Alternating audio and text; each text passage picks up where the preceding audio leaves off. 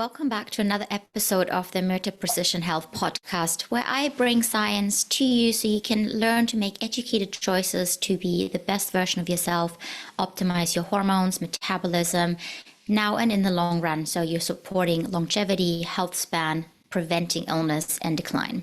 Now, today's episode is about a topic that I have been asked a lot about recently.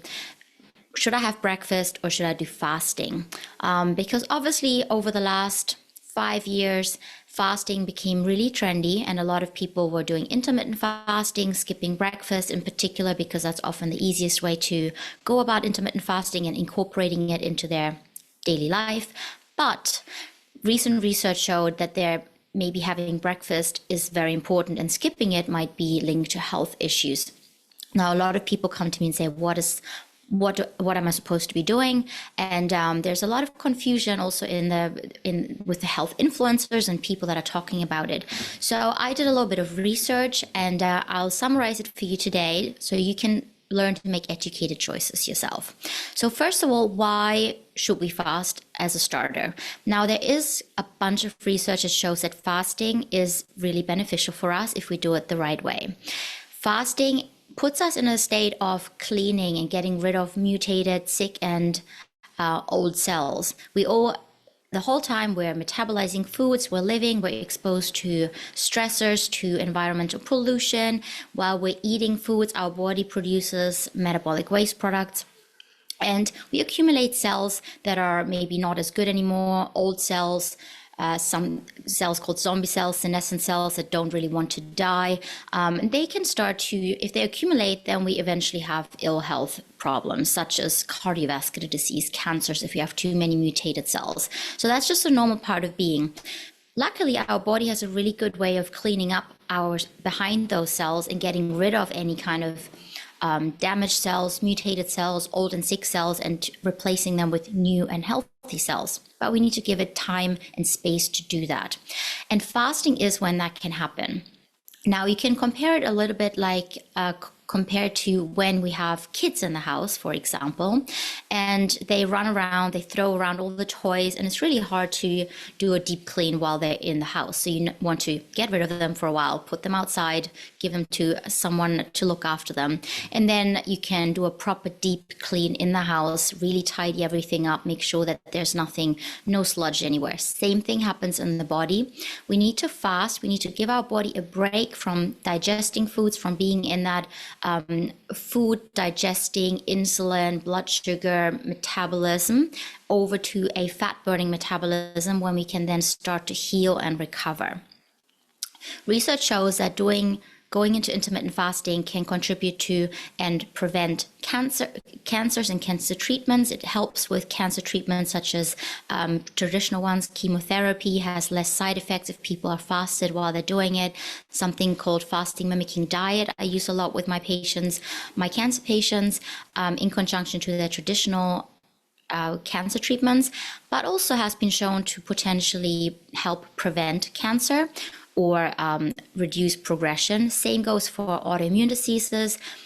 Intermittent fasting mimicking diets can help reduce autoimmune progression, autoimmune disease from starting in the first place. It's obviously not a magic cure, but all these things usually help. If we're just getting rid of damaged cells, there's less of damaged cells and sick cells to cause issues in the body.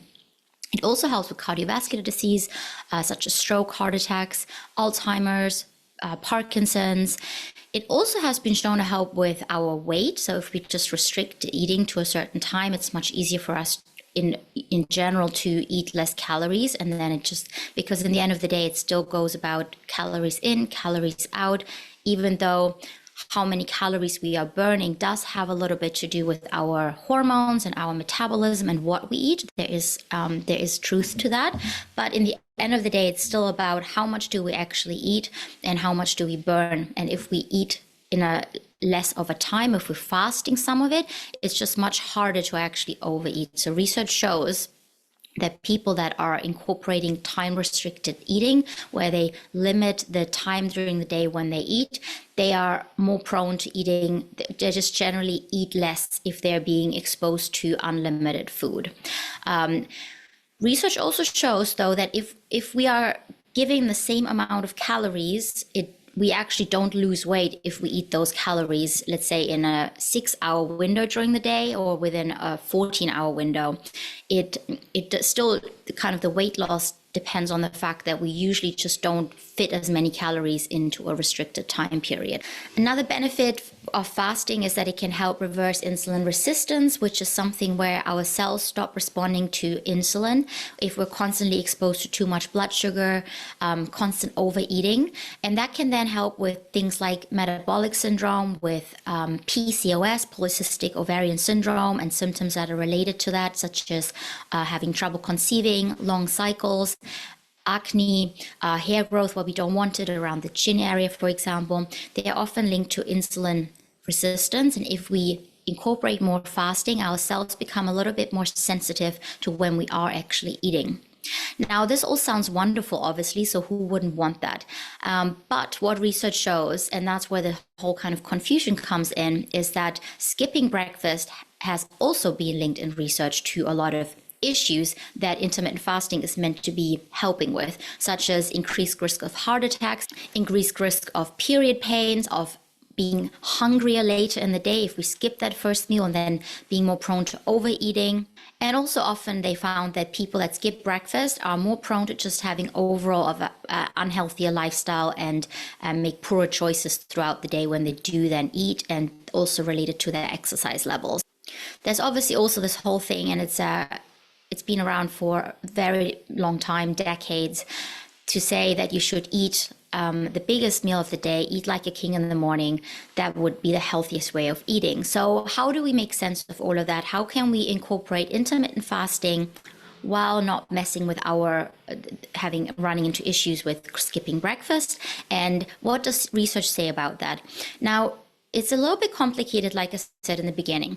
Research actually shows a lot of the intermittent fasting, the time-restricted eating studies that are done showing that it's healthy to limit the amount of food in the day. A lot of them are actually done in the earlier part of the day, saying starting eating at 8 a.m. and finishing at 2 p.m. And that is wonderful for us. So there's breakfast, and we get the benefits of intermittent fasting. They also have some studies that are not quite conclusive. If we start eating at lunchtime and we finish still early in the evening around 6 o'clock, that still seems to be fairly beneficial. We'll get to a part of the breakfast portion in a moment in a little bit more detail. But what research definitely shows is that we restrict our eating window instead of morning to the evening. Say we start eating at 3 p.m., 4 p.m., and eat late in the evening and then gorge ourselves. That has been linked to all these factors that research showed skipping breakfast is related to. So, and the problem is that I see this a lot in people, in my patients, people that come to me, friends, acquaintances. They say, oh, I love intermittent fasting, and it's really easy to do because I'm so busy during the day. I just skip breakfast. Maybe have coffee, black coffee, then I have skip lunch, and then I'm so focused because there's no food wearing me down and making me tired, and then they have a huge dinner really late. And that is a problem. So research is pretty conclusive about that part, that if we put all of our calories into the evening, that is an issue. Now, it's better to have more of our calories earlier on in the day, and for all these reasons that we talked about before. Now, they also found that if we have coffee on an empty stomach, if we then have the next meal, our body is more insulin resistant. So the cells can't respond to the food, the sugar in the food as well. And then we have higher blood sugar levels for a longer time. So that is not a good thing. Now, research actually also shows that if we put some milk, something with a little bit of protein and fat into that coffee, that effect is mitigated. So that might actually be a good way of going about it if you just love how you feel if you haven't had breakfast, and that you find it easier to restrict your calories overall in the day if you don't already start eating in the morning. Then if you have your coffee, maybe a decaf coffee, might even be better, or a normal coffee, just make sure that you add a little bit of milk if you're not dairy intolerant, or a low sugar version of a nut milk, such as a cashew milk or almond milk, whatever works for you, but just make sure it's not sugary, not an oat milk. If you add that in there and you have a little bit of protein and fat, maybe even add a little bit of collagen powder, and that actually signals to your body that that the next meal you won't need that blood sugar spike and that issue with your insulin receptors. Now that brings me to another part, and that is circadian rhythm. So a big part of why eating earlier in the day is so important compared to eating in the evening is our circadian rhythm. Our brain and our whole body is actually fine-tuned with the daylight outside. Now, when the sunlight hits our eyes, it goes into the brain and signals that it is time to be active during the day, and it sends signals to everything, our hormone production, our digestion, cellular cleanup, everything functions, or most things in the body function according to the circadian rhythm. Now, the circadian rhythm also has different parts of the day that are more likely to be where we are better at eating more sugary foods and are more insulin sensitive. And research suggests that's around 11 a.m. So late morning, early lunchtime, that would be the best time of the day to eat the biggest meal of the day. Now, there is research that says it is good to send some signals earlier on that we are already, that we're up and that it's sunlight and it's daylight and we should be active. So having a little bit earlier on might be a good solution. So a little bit there, again, there's a little bit of a gray zone. Let's say if you are someone that doesn't have issues with weight control, so you don't feel like having 3 meals in a day won't make you put on weight because you're quite good at having small meals 3 times, then the best way might actually be to go back to the old school way of eating a small bit of breakfast, a larger lunch, and a small dinner early on. If you feel like you're the type of person that when you have 3 meals, you just constantly feel restricted and you feel better on 2 meals and they can be a little bit more substantial. And for you in your social circle and your social life, family, kids, friends, work, it just doesn't function that well if you have an earlier dinner at like 4 p.m. Then you might want to have a small little bit, like I said before, milk, fat, protein in your morning coffee or tea, without overdoing it. You don't want to ramp up your cortisol too much. And then have an early lunch and a very early dinner. So the earlier we have that dinner, the better. That's what research is really sure. Ideally 4 hours before we go to bed, could even be earlier. In an ideal world where we didn't have to go to work and had these different set structures in our social life, having breakfast around 10 a.m. and having an early dinner around 4 p.m. might be how we are intended to be, but that's not usually feasible for most people. So we have to find a way to work around that, where we support our metabolism, don't mess with our hormones, and still feel the best, and make it easy for us to also stay lean and not add lots of extra calories. So to summarize all of that, I would suggest the main takeaway from this really is that your biggest meal of the day should be around lunch. Really make that a substantial meal. That's when your body needs the energy. If you don't put a ton of carbs in it, then you shouldn't be feeling tired after, because that's the other thing people often tell me, if they have a meal and then they just feel really lethargic after. So they don't really want to have lunch if they have a busy work schedule, for example. If you have protein and veggies, that shouldn't really be happening.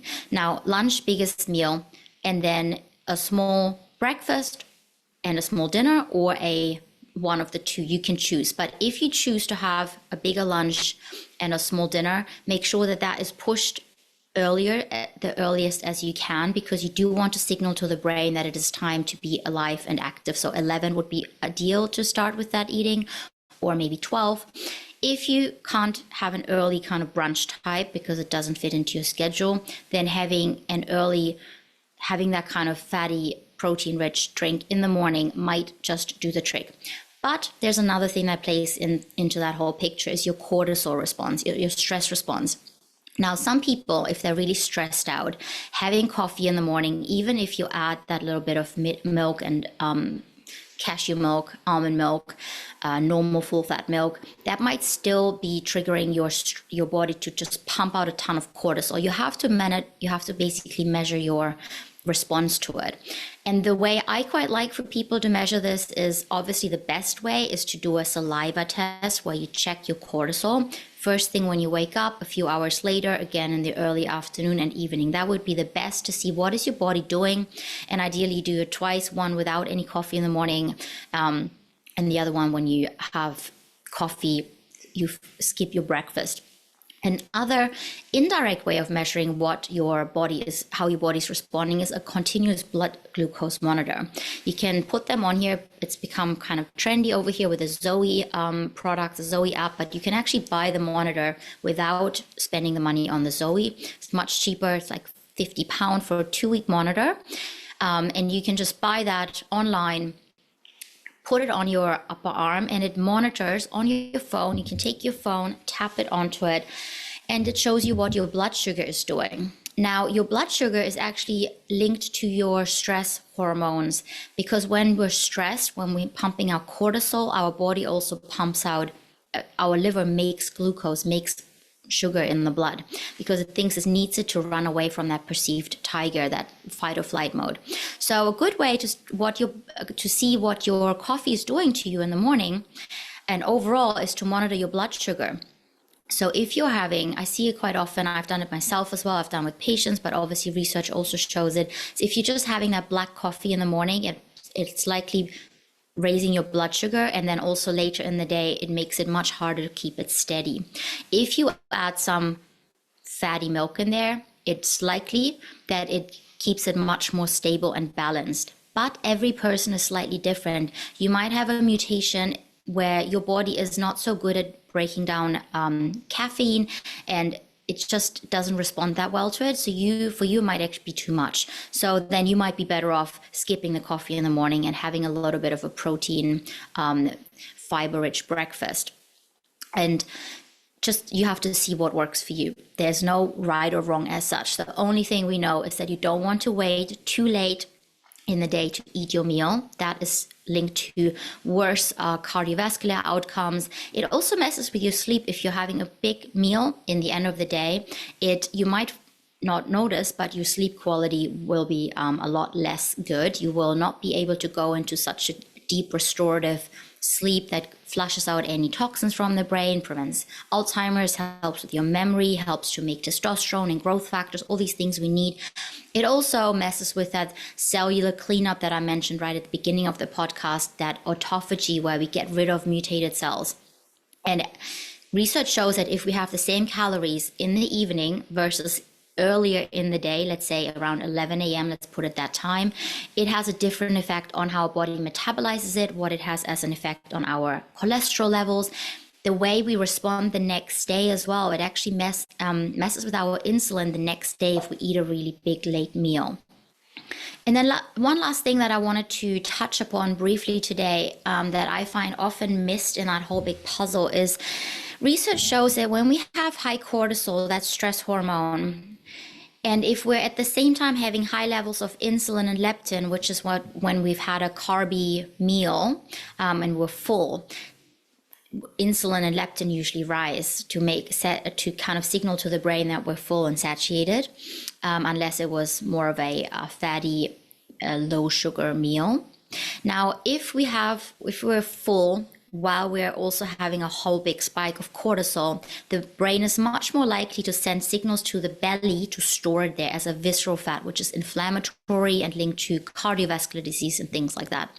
Now, the takeaway from that is that basically we have the circadian rhythm I mentioned, but also our cortisol, our stress hormone, has a natural circadian rhythm. First thing in the morning, we should be having a really nice spike to get us motivated, get us out of bed, get us going. And then it should taper off throughout the day so that we can have a nice restful sleep at night. Oftentimes people talk about cortisol as always being bad. It's actually not the case. We want cortisol in certain situations, and we actually need that spike in the morning. Now, research shows that it's obviously bad to be constantly stressed. If that cortisol just stays up too late in the day, it can contribute to cancer, autoimmune disease. It can contribute to faster aging, wrinkles, belly fat, hunger, lots of things, and also mess with our sleep, which is also important for us. But that spike in the morning, if that is flatlined, if we don't have that spike in the morning, that is also bad for us. It's also been linked to obesity, a higher risk of cancers and autoimmunity. And it's actually more likely to be suppressed in the morning in depressed people. Now, why am I mentioning this? This is because we have this natural spike of cortisol in the morning, and then it tapers off throughout the day. And we don't want to eat a ton of carby, lots of food when we have that spike of cortisol, because that would distribute the weight to the belly that we don't really want to have, for health reasons, for vain reasons as well. Now, meaning that might tie in with that 11 a.m. We're most insulin sensitive around that time. And also by that time, our cortisol should have come back down. So I generally recommend to my patients, if they can, to have something small in the morning to signal to the brain it's daytime. You can get the machinery going, but nothing that spikes the cortisol levels up too high. So no black coffee. And then once everything comes back down, that's when we can have the big, nice meal. So ideally, don't have something that makes that cortisol spike much higher and keeps it elevated, like tons and tons of coffee, which I see in people that are doing the fasting. They're just having tons of coffee. With coffee having some wonderful health benefits, increasing autophagy, but it might mess with our cortisol. So bottom line, again, is to check what is your cortisol doing, what's your blood sugar doing. Ideally measure these things just once so you see what's going on, and then you can make educated choices yourself. Now, I hope this was helpful. I know this was a slightly complicated topic, but message me if you have questions. I will be running some workshops on the topic if you wanted to have some more details and actually run through some of your panels, or obviously I'm always available to talk you through it one-on-one, look at your labs, look at your health, look at what works for you to make it very bespoke to what would be the best thing for you to do. I hope you found this helpful, and I look forward to speaking and hearing from you soon. Take care.